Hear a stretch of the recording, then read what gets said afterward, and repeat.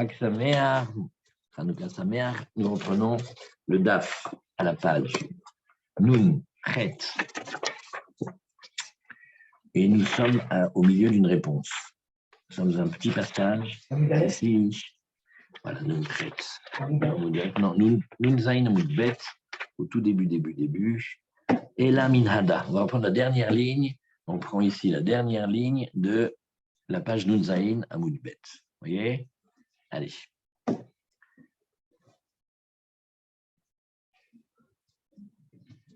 Daf Hayomi dans Masechet Nedarim, aujourd'hui Daf Nunchet. Nous reprenons à Nun Zayin Amud Bet à la dernière ligne. Qu'est-ce qu'on a comme question? Nous avons un oignon et cet oignon, il vient d'un interdit. Par exemple, il vient de la 7e année. Par exemple, c'est un oignon de Trouma.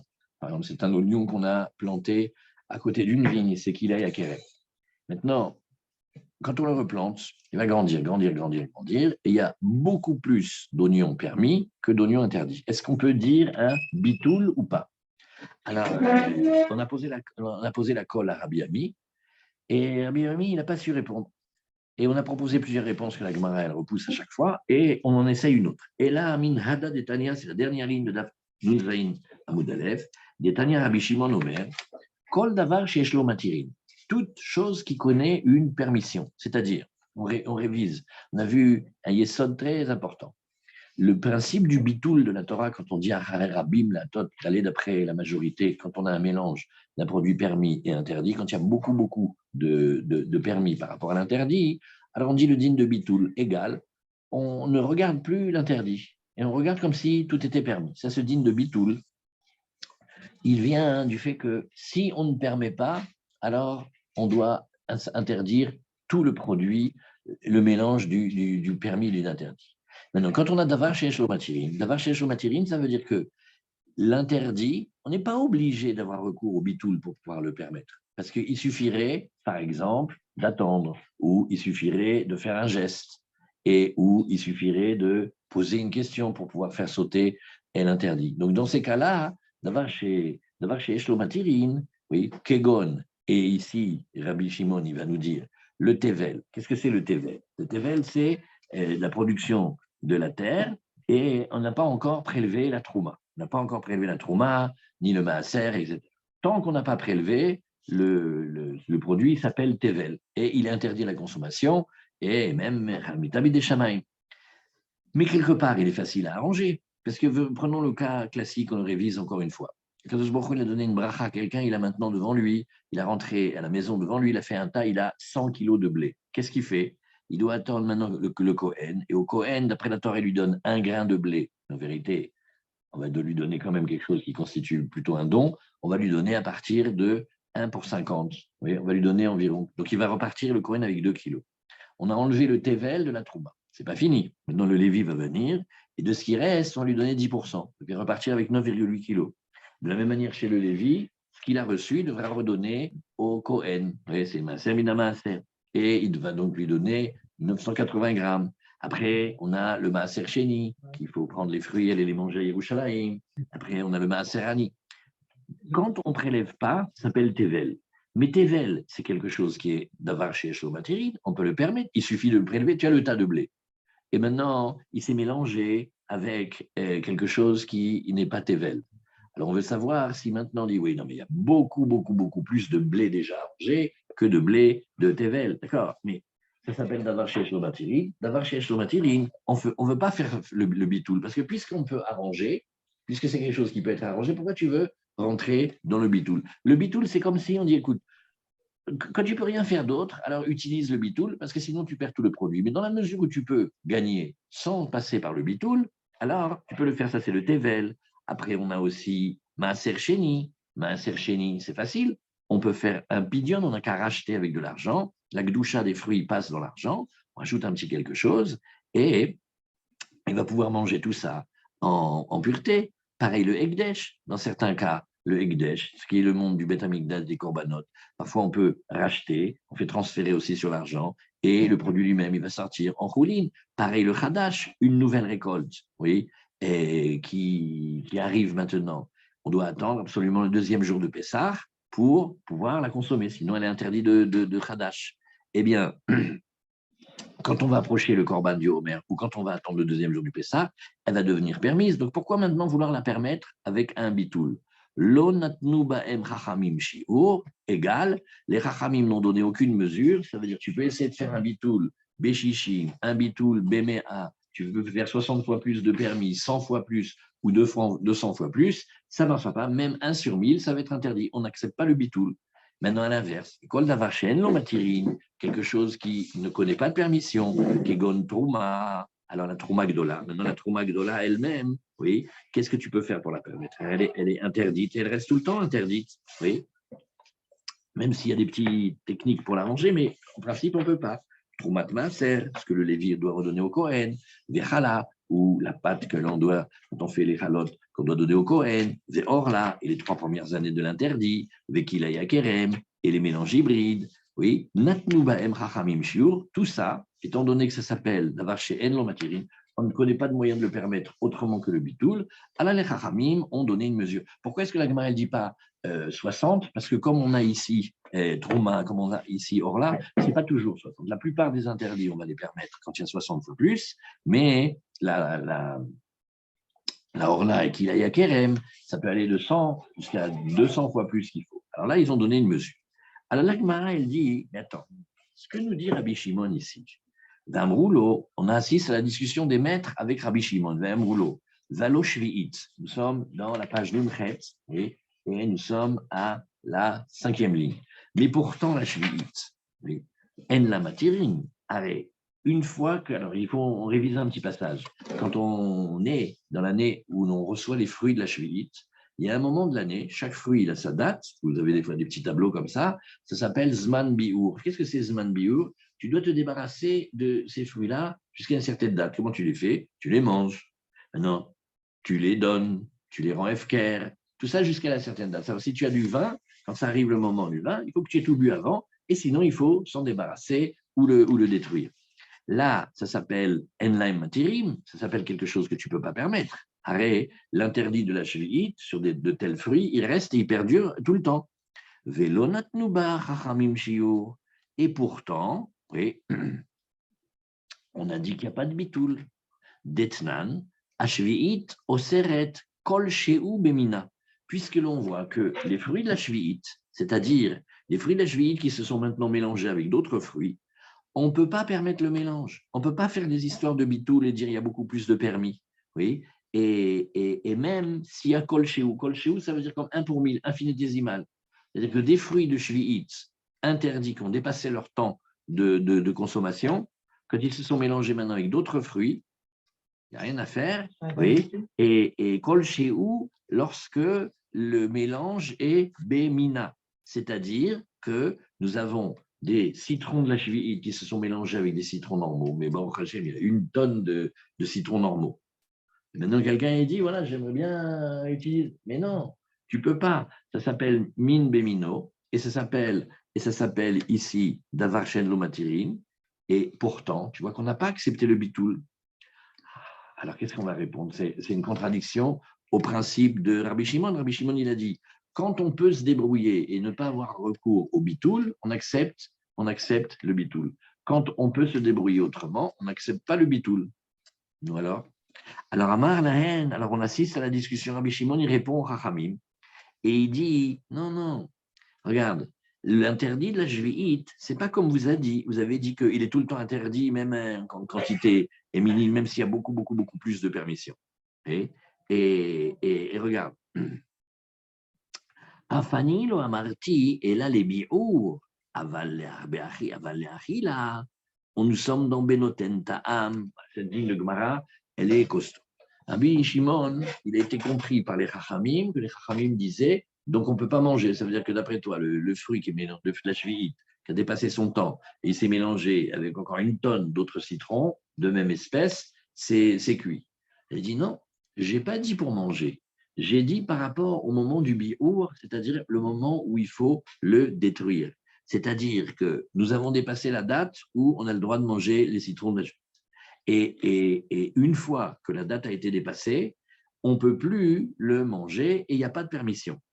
Behemet, ça ne veut pas dire que c'est ce cas-là qui interdit à la consommation le mélange. C'est là, dans ce cas-là, on va aller d'après Noten Ta'am et on va regarder est-ce que le goût du premier, il se sentirait dans le deuxième, c'est-à-dire que là, on va aller avec une mesure de 60. On va dire comme ça, venez, on révise. La Torah, elle dit qu'on va d'après le Ta'am.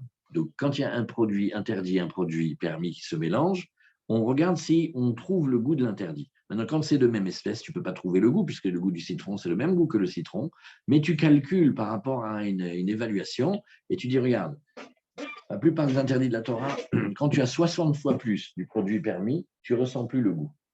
Plus que 60, jusqu'à 60, tu peux ressentir un petit peu si tu demandes à un connaisseur. Mais après 60, non, ça y est, le goût a disparu. Donc, Béhémet, si on avait ici 60 fois plus de citron, on pourrait le manger Béhémet. Donc, on voit que Rabbi Shimon, il dit non, je suis d'accord. Bien sûr que pour manger, on continue à dire notre principe classique, benotentam. Benotentam, ça veut dire soit on goûte le goût, soit on va d'après 60. Comment on fait la différence? Quand on peut avoir goûter le goût facilement. Par exemple, toi, tu as fait un éder des tomates. Maintenant, moi, je peux goûter des tomates. Tu me dis, écoute, regarde, j'ai fait un plat, là, il y a un peu de tomates qui est mélangé. Je ne sais pas si tu peux goûter.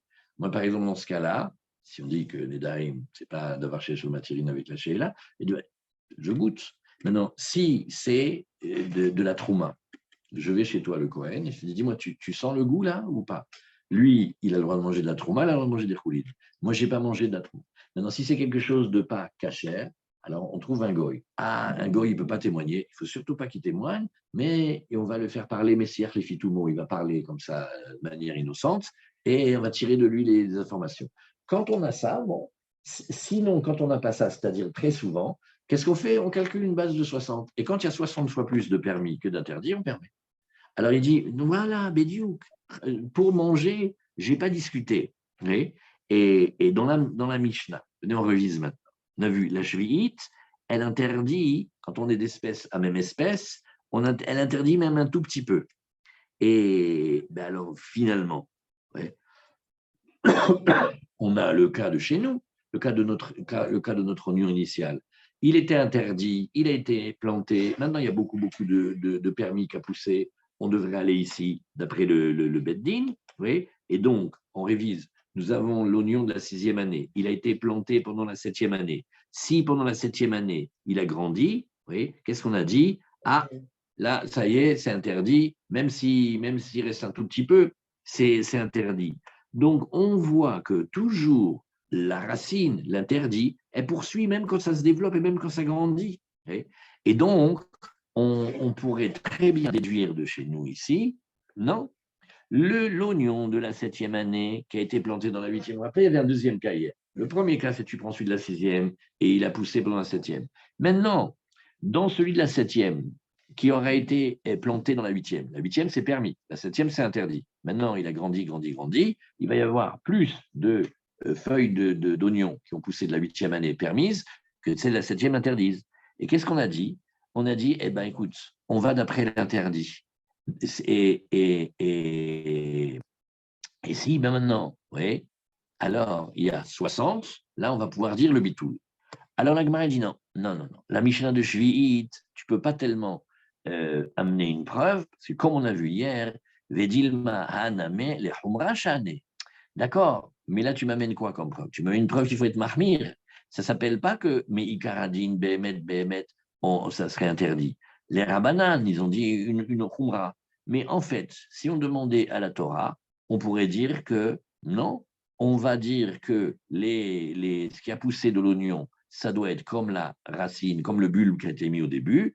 Et donc, quand on arrive ici à la permission, comme Ishmaël, Ishkfar et Yama, il avait, je ne peux pas apprendre de notre Mishnah quoi que ce soit. Je ne peux pas dire que ce qui a poussé la 8e année, ça va permettre la 7e année. Donc, on n'a toujours pas de réponse.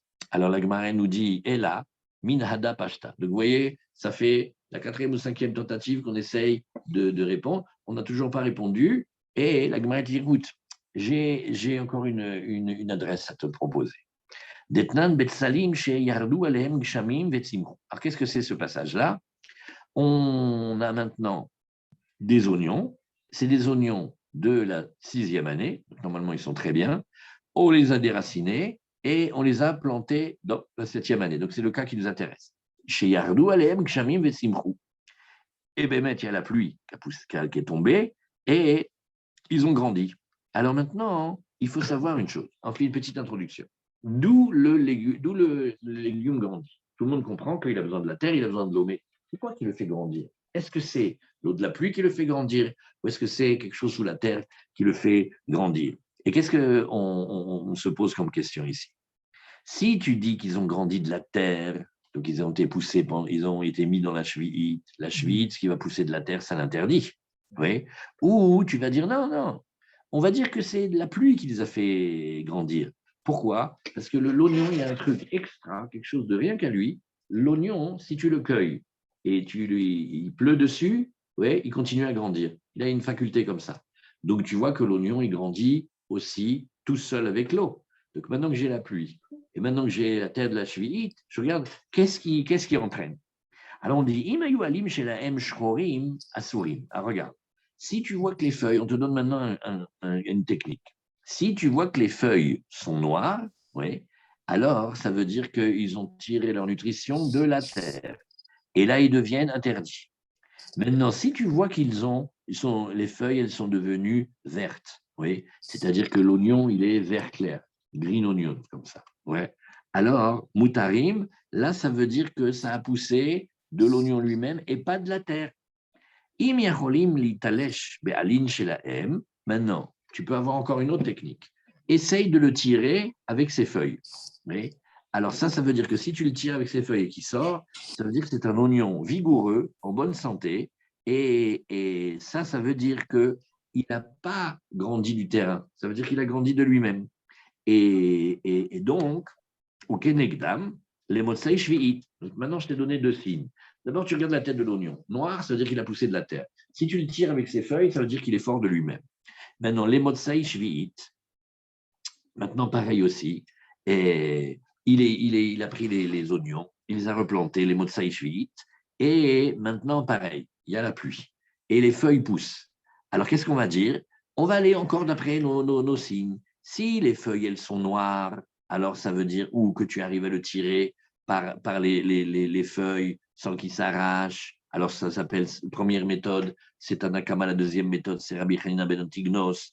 Tu vois ici qu'ils sont permis. Il n'y a pas de Gdushat Shvi'it. Pourquoi? Parce que ce que tu vois ici, c'est que je vais dire, il y a eu plus de permissions que d'interdits et je l'ai permis. Les memra, des guidoulés, terma, limetaïsou. Et qu'est-ce que tu vas dire comme preuve?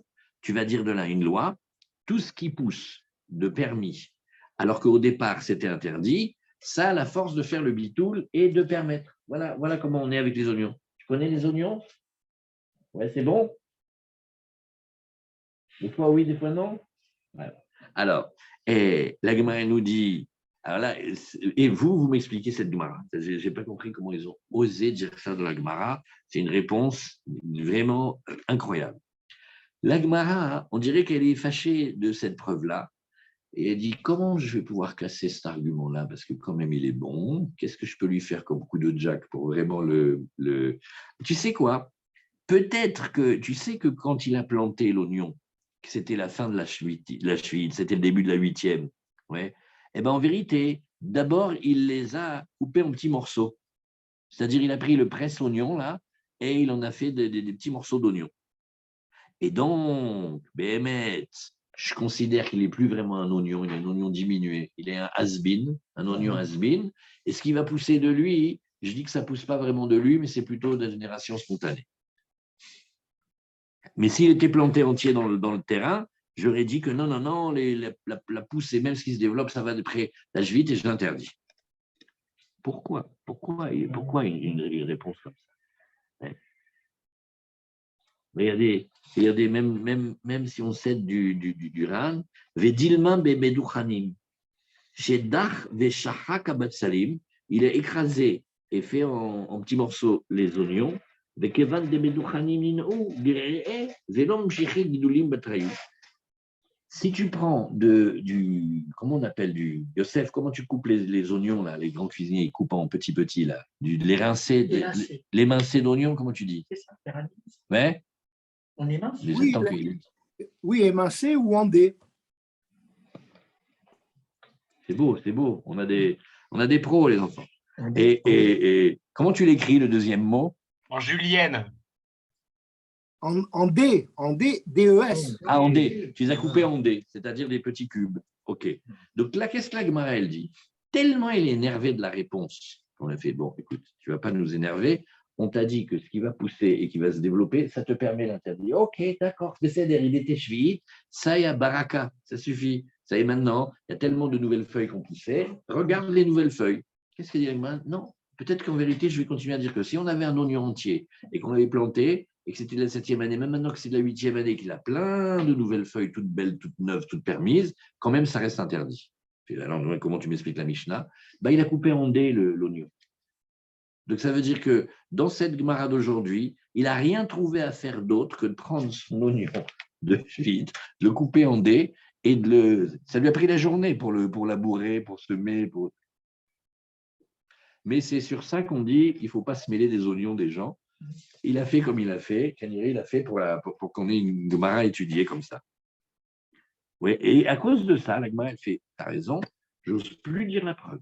Je vais te chercher autre chose, je vais te chercher une autre adresse. Ce théorème a été invalidé. C'est bon, on n'en parle plus. Alors, on passe à autre chose. C'est quand même Méanienne, mais on va pas.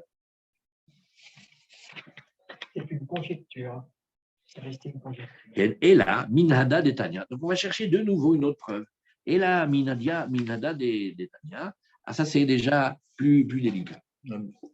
On a ici un Menakesh, c'est quelqu'un qui est un employé, il est payé pour enlever les mauvaises herbes. Il va sarcler, etc. Alors, un Menakesh, qu'est-ce qu'il fait? Il enlève les feuilles en trop de l'oignon. Et avec qui il travaille? Il travaille avec un kouti. Les koutis, c'est des gens à part. Et on les soupçonne très souvent de ne pas bien faire les mitzvot. Et ils travaillent dans des chassayot.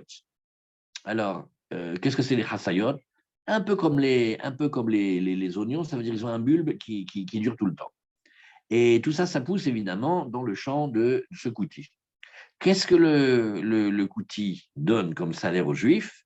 Il lui donne le fait qu'il a le droit de manger de ses légumes pendant qu'il s'en occupe. Très bien. Alors, qu'est-ce que nous disons ici? Tant qu'on n'a pas prélevé la trouma al maaser, ça reste encore tevel, oui. Et alors, on a une règle. Quand on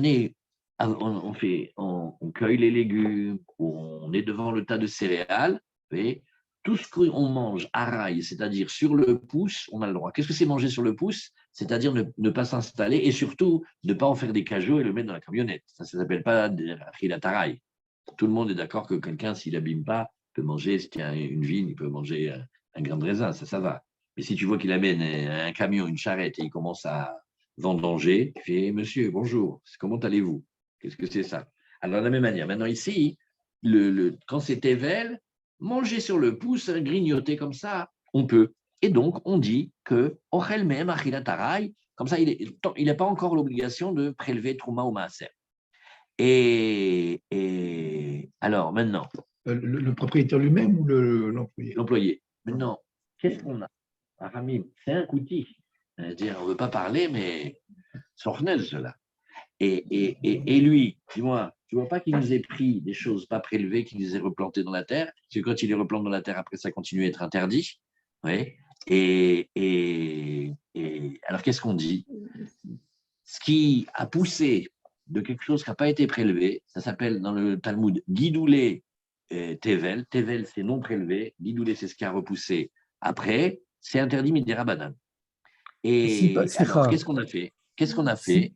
On a interdit que quand on est sûr. C'est-à-dire, quand on est dans des dynimes comme ça, d'après la Torah, tu peux manger.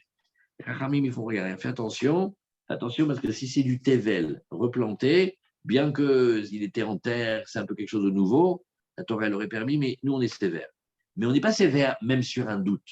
On est sévère quand c'est sûr. Ça veut dire, si tu sais, tu l'as vu, il avait il a cueilli, il a replanté. Et je ne pas, tu écoutes, tu veux faire quoi? Tu veux faire la Torah? Pourquoi tu ne fais pas le Trouma, le Maaser? Ah, là, tu l'as vu, tu le sais. Mais si tu ne le sais pas, tu n'as pas besoin d'imaginer et de craindre. Ou Slicha, Measrad, je voudrais Badaï. poser une Et deux question. secondes. Et quand il fait le Maaser, il va faire le Maaser Vadaï. C'est-à-dire que quand on est dans la relation avec les Koutim, les Guéri Arayot, Guéri Emet, on a toute une histoire avec eux. Quand on achète de chez eux, tu refais le Maaser. Peut-être il a fait, non, il n'y a pas besoin de penser que peut-être il a fait, on va tabler qu'il n'a pas fait. Oui, je vous écoute, pardon. Ouais. Non, non, je voulais vous poser Non, une le question. Kouti, il est en guerre. Par exemple, Ouais.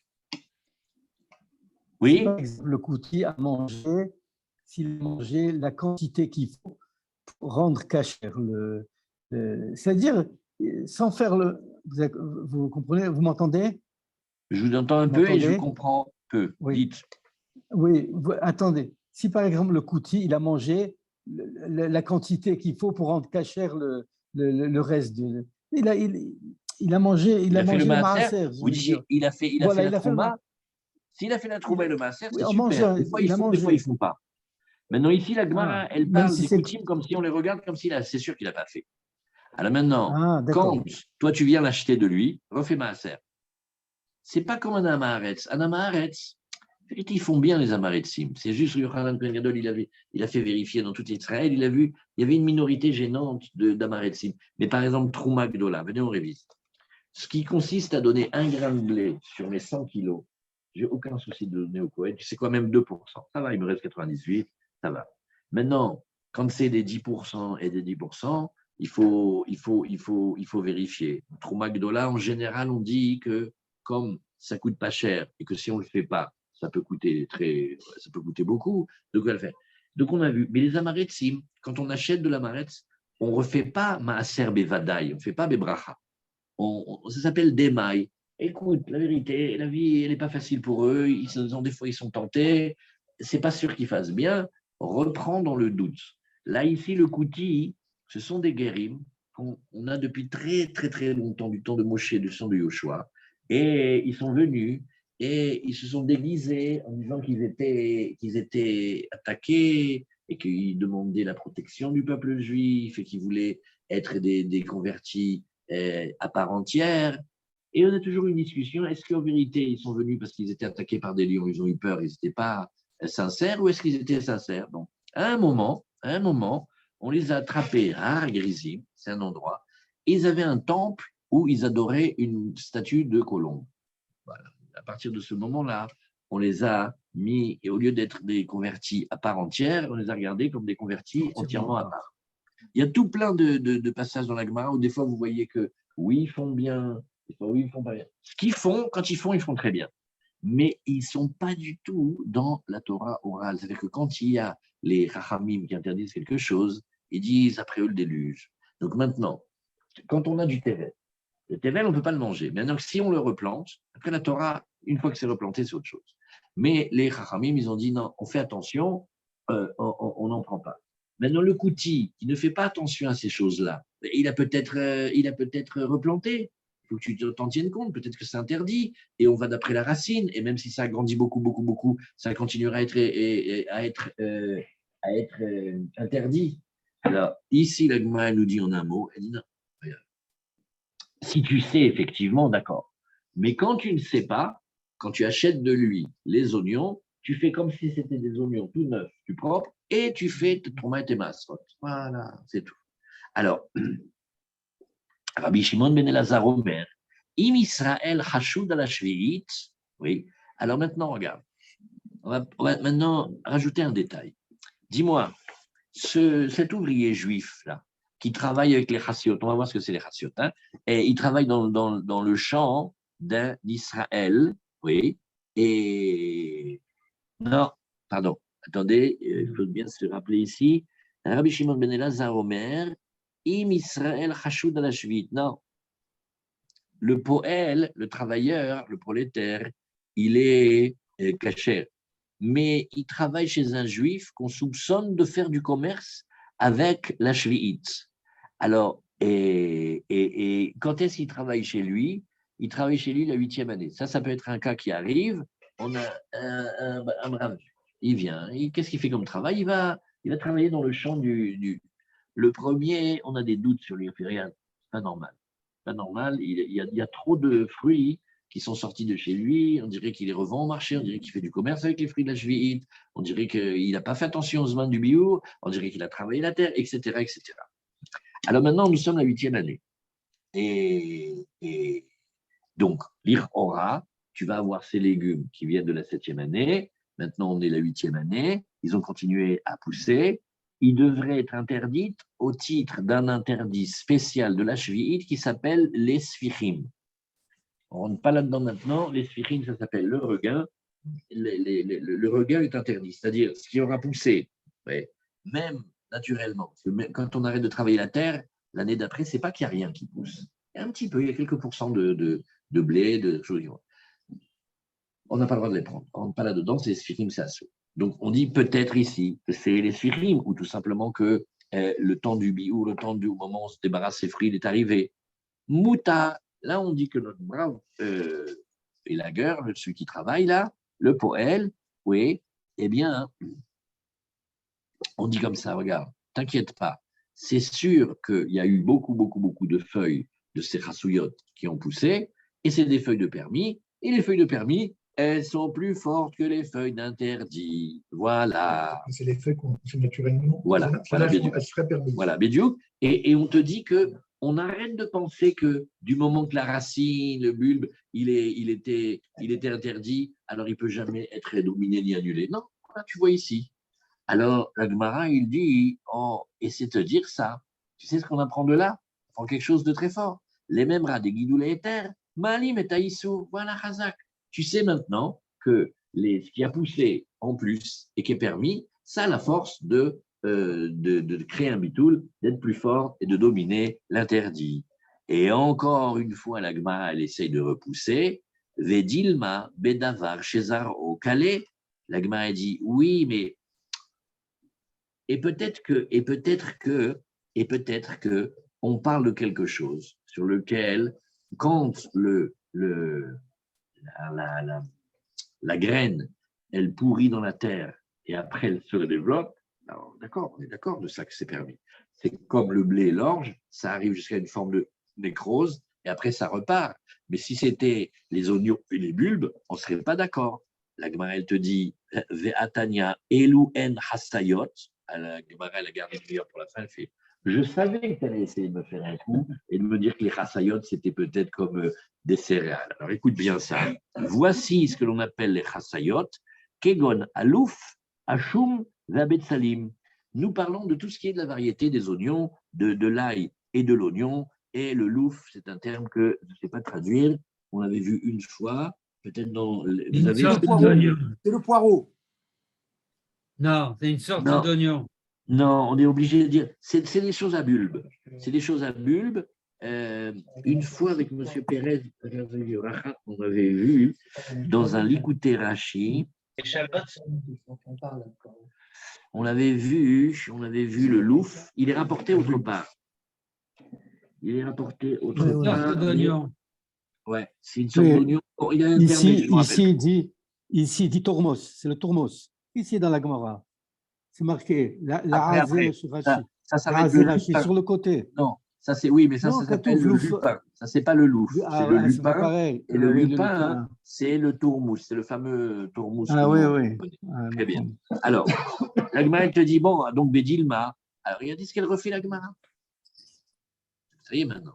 Donc, on a une preuve que le permis, il est plus fort que l'interdit. Ça y est. Qu'est-ce qu'elle fait la Gemara pour la deuxième fois? Vedilma bebe nuchadim. Peut-être on parle qu'il les a d'abord coupés en dés petits, il les a hachés et après il les a mis en terre. Alors la Gemara, elle te dit, mais pas du tout. Regarde, puisqu'on parle de quelqu'un qui est hachoud à la shvi'it. Oui. Et quand quelqu'un est hachoud à la shvi'it, ça veut dire que ça ne le dérange pas de transgresser la shvi'it.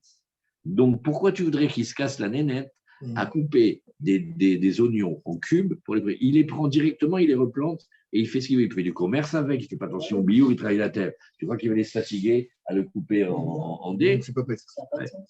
Au passage, peut-être, les amis, on aurait une idée de ce que chercherait à faire quelqu'un quand il le coupe en dés, c'est qu'il a peur de l'interdit et il essaye d'abord de le dénaturer avant de le planter.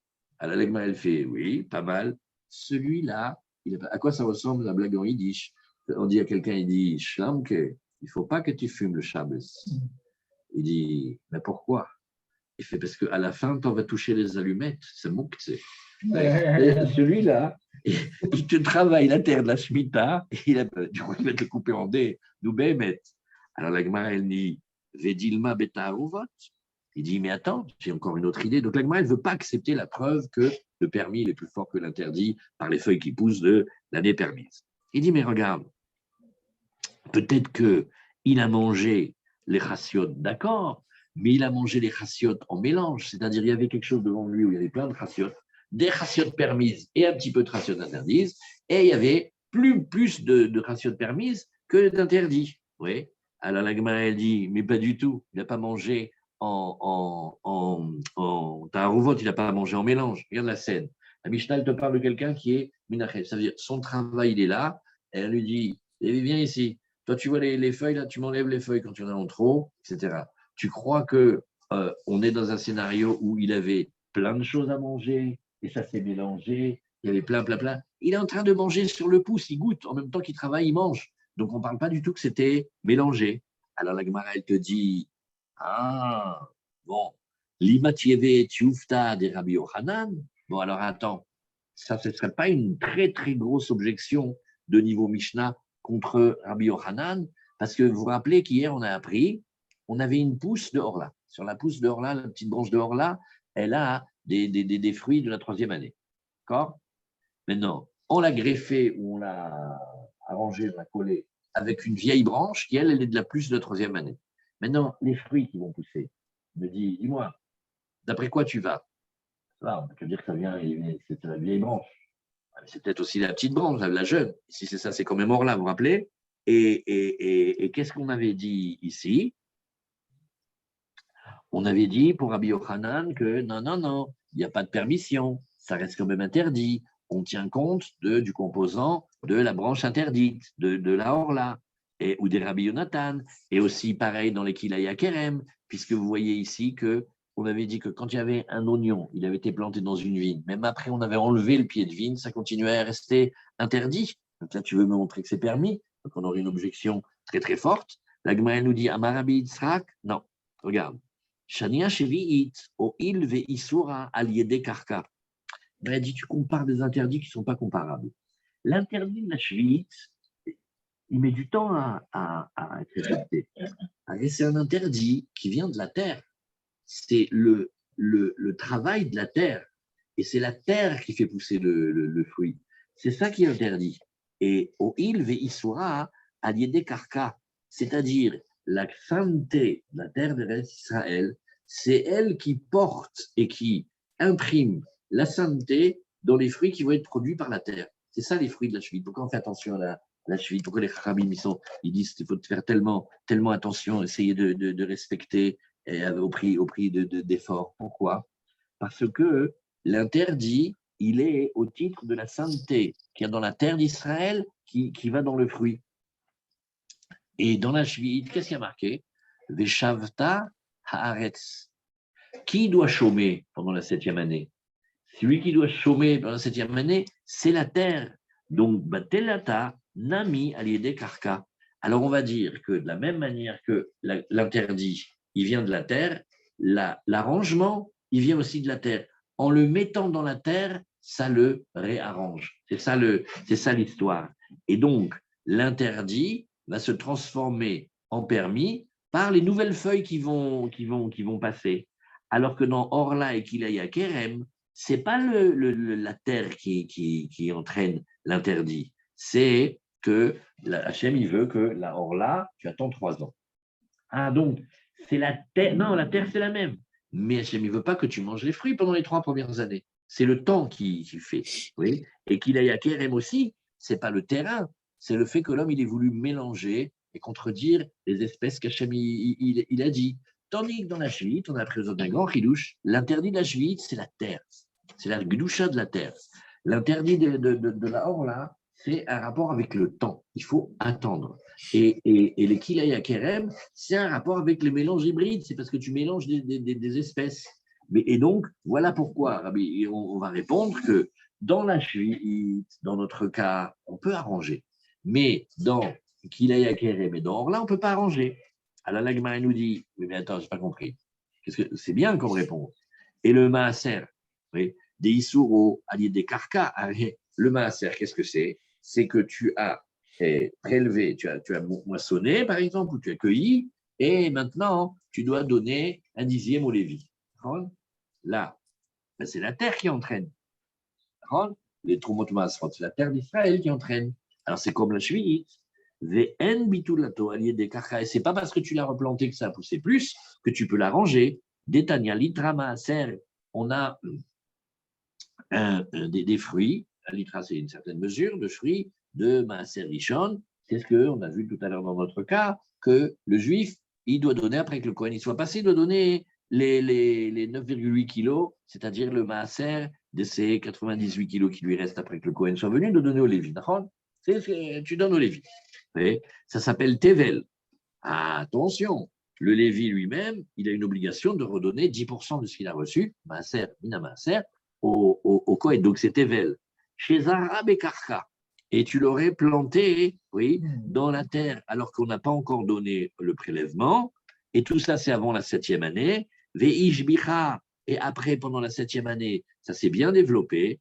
Arei ke eser litrine. Elle est ici, poussée. Il y a maintenant, j'avais mis 1, maintenant tu as 10 de plus, ouais. Elle est qu'esser litrine, chayevet bemaaser. On doit quand même lui donner maaser. Ah, donc venez on réfléchit. Comment on la regarde? Comme toute neuve, il faut lui donner le maaser. Et le maaser comme si elle était toute neuve. Oui. BMS, je ne comprends pas. Il y a des règles quand même. Quand est-ce que je donne le maaser? Quand je me considère comme propriétaire de la terre, les 6 années. La 7e année, étant donné que je ne suis pas propriétaire de la terre, c'est FKR, je ne donne pas maaser. D'ailleurs, même c'est antinomique, c'est une contradiction. Si c'est la 7e année, ça veut dire que tu ne donnes pas maaser puisque c'est FKR. Et si tu donnes maaser, c'est que ce n'est pas la 7e année. Explique-moi comment quelque chose qui a poussé la 7e année, je dois maintenant donner maaser. Oui. Et Chayevet Bemaaser. Alors, qu'est-ce que tu vois dessus? Ou Beshvi'it, oui. Mais attention, c'est OK, hein, si je donne maaser, c'est à moi. Donc, je ne dois pas appliquer la Shvi'it, je suis encore propriétaire de la terre. Ah ben non, pendant la Shvi'it, tu n'es pas propriétaire. Donc, on me demande de faire maaser comme si je suis propriétaire et de me considérer aussi comme si c'était la Shvi'it. Veota litra, oui. Maaser alea mimkom acher. Maintenant, si jamais, oui, au départ, on avait une quantité, elle est devenue 10 fois plus grande, mais la quantité, il fallait lui faire un maaser.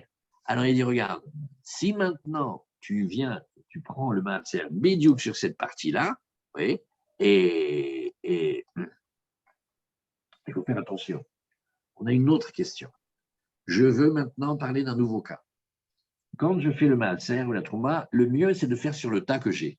Mais par exemple, maintenant, j'ai plusieurs terrains. J'ai Yerushalayim, j'ai Bet Shemesh, j'ai Anana, j'ai Beersheva. Et il me dit, parce qu'on n'a pas fait maaser, viens, on ne laisse pas comme ça. Et si les enfants y rentrent, et si quelqu'un rentre, et si un invité rentre, tu sais quoi, viens, on fait maaser de ce qu'on a à Beersheva. On dit, voilà, ce maaser, il va servir pour ce qu'on a à Yerushalayim. Comme ça, on est tranquille. Très bonne solution. Dis-moi, il faut encore que tu sois certain, que tu sois obligé de donner le maaser sur ce que tu as de Beersheva. Parce que si sur Beersheva, tu n'avais pas besoin de donner maaser ou tu avais déjà donné, tu ne peux pas rendre quitte les produits de Yerushalayim.